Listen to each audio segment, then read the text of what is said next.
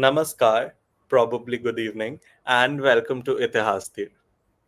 The book that we'll be covering today is Kashmir Narratives by Colonel Ajay K. Raina.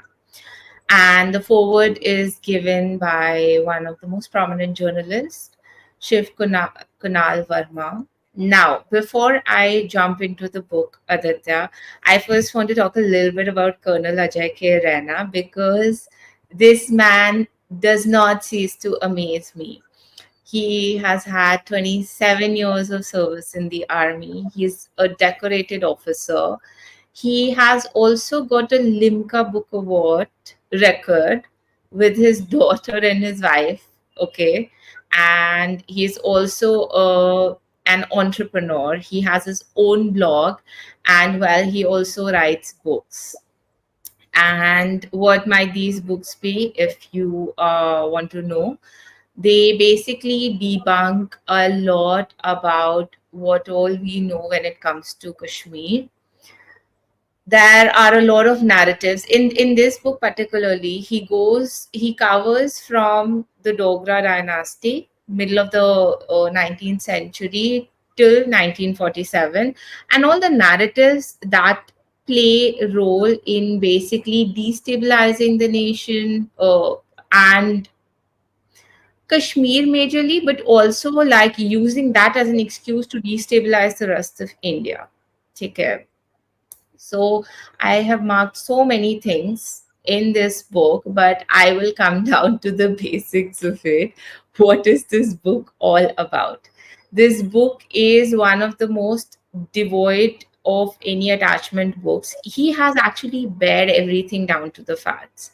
Nothing he says is because of how he feels about a situation. It's all key. Um, these are the facts. This is what is promoted. So I will start with a basic thing, which I think we've also seen in that movie, The Kashmir Files, when the exodus of the 1990s happened.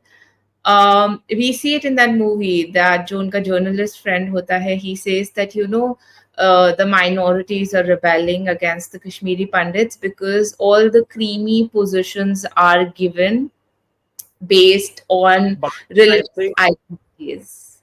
but I think that is something that has, been done to secularize history, isn't it? And I mean, we've seen that on multiple fronts. You've seen that in the debate between Mr. Jaisai Deepak Hmm. and Dr. Shashi Tharoor, where they are talking about the, I think, Mopla and cohort violence, if I'm not wrong, or Ferizi.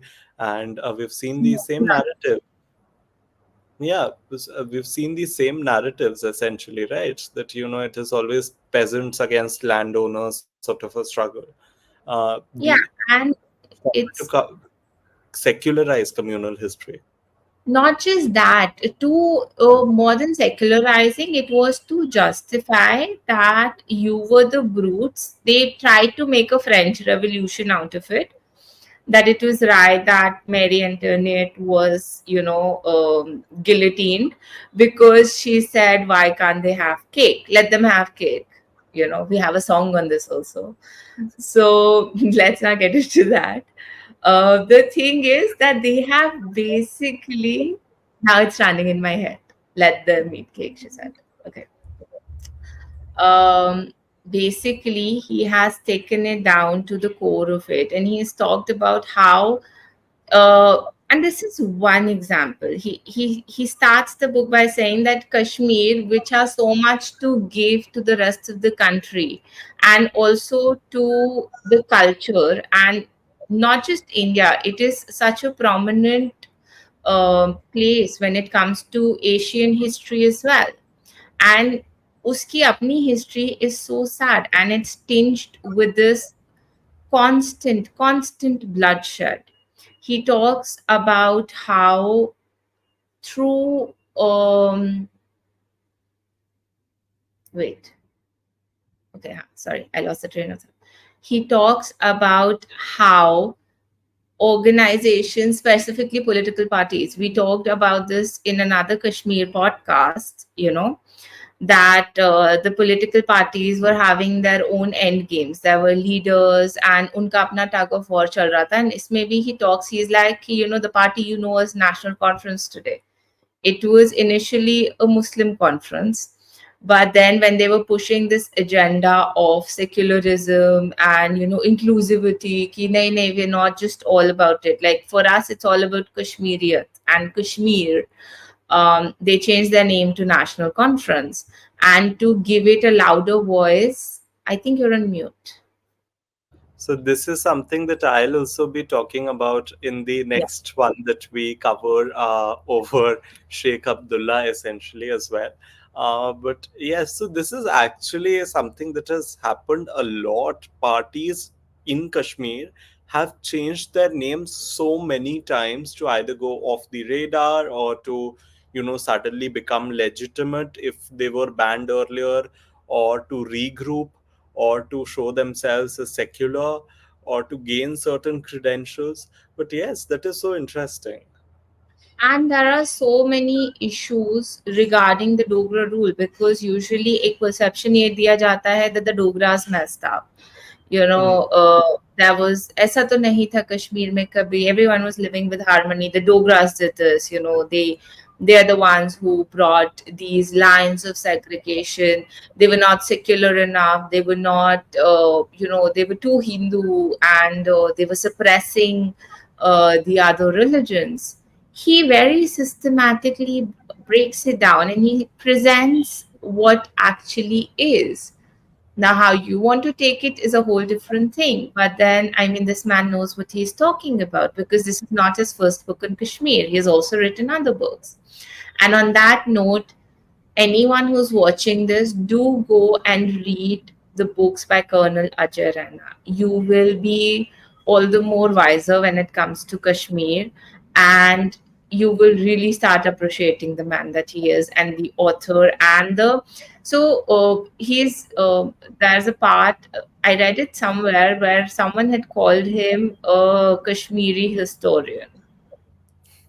So he has his credibility. He has his credibility. He knows what he's talking about. So yeah. Even जो Indo पाक issue भी है, ठीक है, that was brought, wait, that was, I wanted to read this part. ठीक है, okay. Um, and this is something which is also relevant in today's time. So there's this part when he says, ki, even in our neighborhood and over a timeline of few decades, narratives have created some really unsavory situations. Bangladesh, example, having been liberated with India's help, doesn't really acknowledge India's contribution except for a few learned scholars and leaders like the present prime minister of the country, and she's not the prime minister anymore, but he's talking about Sheikh Hasina. In fact, Bangladesh is actually under huge influence of ISI that has been able to convince its people that the genocide carried out by the Pakistani army in the 1970s was actually the act of Indian Bihari Muslims, and that Pakistan had treated Bangladeshi prisoners in West Pakistan with utmost respect and dignity. And the facts, as many would know, are absolutely different. Even the history books in Pakistan tell the young minds that non Muslims had snatched a large chunk from Muslims in 1947, and the land needs to be retrieved.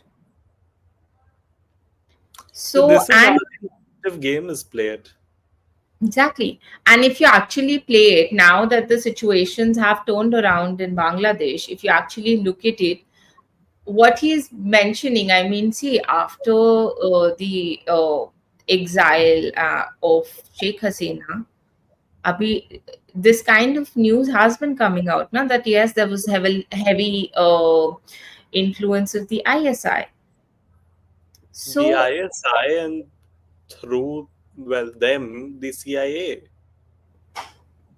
But we will not go there. that This is opens another dangerous can of topic. worms.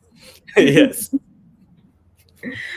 And it says even 1947 ko leke bhi. So he's like, while India kept on pointing at the involvement of Pakistani army in 1947-48 invasion, and Pakistanis kept on denying any such role right till the middle of 1948, the British went laughing to their clubs and bars. Even the thin curtain that could give British some rule to hide behind the Pakistanis was non existent when the former annexed Gilgit Baltistan, Baltistan on behalf of Pakistan in October 1947. And yet, historians made it an Indo Pak issue and brought in Kashmir to obviate any attempts to point fingers at British. So And this they is think just one of the examples that I have picked up, exactly. which was actually very relevant in today's time, which is why I specifically picked up this page. This is just one page of what I'm talking about. And the book is not even that heavy a read, it is 300 odd pages. Yeah, And so it is, I think Colonel Raina as a person is a fount of knowledge. ठीक है? I have been doing some research on Kashmir and I took a lot of help from him. I asked him for 10 minutes and ended up taking more than an hour of his time because he kept saying something after the other that raised more questions that I initially came in with. And at the end of the interview, I did say this to him. I wish I had done this before starting my research because now I'm more clear headed about where I'm heading than I was when I started. If I had done this when I started, then I would have known exactly in which direction I wanted to go. So, I mean, he's a fount of knowledge. There's no denying that. He's written, I think, 27 books, if I'm not wrong. All of them amazing books. Uh, so yes, that, and I mean the kind of knowledge that he shared in Kashmir narratives about how to build narratives not just about Kashmir but about India as a whole, how foreign influences do it, uh, Pakistan, China, USA, all of them, versus how India does it, how parties in India do it. Parties meaning not just political parties, but different stakeholders, media ho yeah. ya jo bhi ho, but huh. See, it's such a smart move if you think about it. आपने Muslim conference को national conference कर दिया. Now, when you're raising issues on international platforms, if you're Muslim conference, people are going to look at you a certain way. But No, if no, you're apparently economic, not. Have you not heard our leader saying that it is a secular party, not this, but then another party which had the name Muslim in it? It is a secular party. How can you but say that you are a communal bigot? No, I will not let you talk now. You are a communal bigot. I'm talking about 2 decades ago. So it makes a huge difference when, in perception, when the nomenclature has something like national written on it. And that is just one of the things that I'm pointing out, and I am so focused upon, specifically since elections are also going in Jammu and Kashmir. And if you want to understand how Kashmir came to be in this situation, you need to read Kashmir narratives. It is actually going to open your eyes. It will change how you, I'm not sure if it will change how you look at things, but it'll give you a clearer picture about how things are, how narratives play such an important and powerful role. So, And how they've impacted these situations up till now more than anything yes. else. Yes, the whole thing, like अब इसी में देखो ना, after this was made an Indo-Pak issue and Kashmir was dragged into it, like आपका blame game चलना था British के साथ and you were supposed to deal with that. But now in this tug of war, you've just placed another एक और प्यादे को आगे रख दिया है, and now you've just changed the whole, you've basically changed the whole stream of conversation. So So yeah. yes, with that we come to the end of this brilliant podcast. First of all, Colonel Ajay Raina, big congratulations on the book, and thank you for always being so kind to the both of us to answer our questions and everything. So yes, we would absolutely recommend that you read this book. Uh, And not it, just this book, other books by Colonel Ajay as well. Do read yes, them. actually read all of the books that we are suggesting on the Kashmir series, because each one brings in a very different perspective, and perspectives that are based in history but are still very valid, because that is what is still being propagated on some level or the other. And So how it's yes. actually changing today's narrative. Yes. So, with that, we come to the end of this podcast. Thank you so much for being with us today. Please do connect with us next week as well. We'll be discussing the last book in our Kashmir series, which is Chitralekha Jyotsi's Sheikh Abdullah, the Caged Lion of Kashmir, which is also a very interesting book and will build upon a lot of what was said by Aditi today as well. So, yes, thank you so much and see you next week. Bye.